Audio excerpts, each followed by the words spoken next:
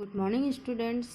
आज हम पढ़ेंगे आप हिंदी व्याकरण में पाठ 7 विशेषण, जिसको हम इंग्लिश में एडजेक्टिव भी कहते हैं। तो विशेषण वे शब्द होते हैं जो संज्ञा या सर्वनाम की विशेषता बताते हैं, उन्हें विशेषण कहते हैं। जैसे यहाँ पर एक वाक्य दिया गया है, चलिए इसको हम पढ़ते हैं। ठीक है, मेरे पास एक खरगोश है। जो खरगोश है वो क्या है? ये संज्ञा शब्द है। उसका रंग सफ़ेद है। अब खरगोश का सर्वनाम हो गया उसका रंग सफ़ेद है। अब ये जो है ये संज्ञा शब्द है और ये सर्वनाम शब्द है। इन दोनों का विशेषण यहाँ हो गया आपका सफ़ेद। ठीक है, ये रंगीन शब्द जो है ये हो गया सफ़ेद। उसके बड़े बड़े कान हैं, मतलब उसके माने खरगोश के। उसके बाल मुलायम हैं। वह बहुत तेज दौड़ता है। वह बहुत चालाक जानवर है। तो देखिए यहाँ पर खरगोश जो है ये संज्ञा शब्द है और उसकी विशेषता बताई जा रही है। यहाँ पर खरगोश की विशेषता बताई जा रही है इन वाक्यों में। तो जो खरगोश का सर्वनाम है वो है उसका, क्योंकि खरगोश ना लिखकर हम संज्ञा के बदले में सर्वनाम का प्रयोग करते हैं। और यहाँ जैसे परिभाषा में दिया गया ना, जो शब्द संज्ञा या सर्वनाम की विशेषता बताते हैं उन्हें विशेषण कहते हैं। तो यहाँ पर संज्ञा खरगोश है, सर्वनाम है उसका, और उसकी विशेषता जो बता रहे हैं वो शब्द है सफ़ेद, बड़े बड़े, मुलायम और तेज और चालाक। तो ये जो रंगीन शब्द है, ये शब्द क्या है?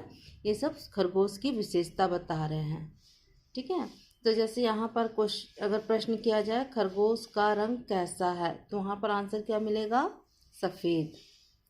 कान कैसे हैं, तो वहाँ पर आपको आंसर मिलेगा बड़े बड़े। बाल कैसे हैं, तो उसका उत्तर आप क्या दोगे? मुलायम। दौड़ता कैसे है, तो आप उसका उत्तर क्या दोगे? तेज। जानवर कैसा है, तो आप उसका उत्तर क्या दोगे? चालाक।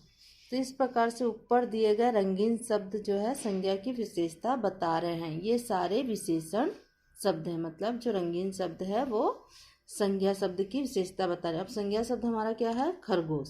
ठीक है, तो ये शब्द जो रंगीन शब्द है वो संज्ञा की विशेषता बता रहे हैं, इसलिए वे विशेषण शब्द हैं। अब यहाँ पर देखिए विशेषता बताने वाले कुछ अन्य शब्द, मतलब विशेषता बताने वाले कुछ अन्य शब्द, जैसे नीला, पीला, हरा, गुलाबी, नारंगी आदि। मतलब ये रंगों के नाम हैं।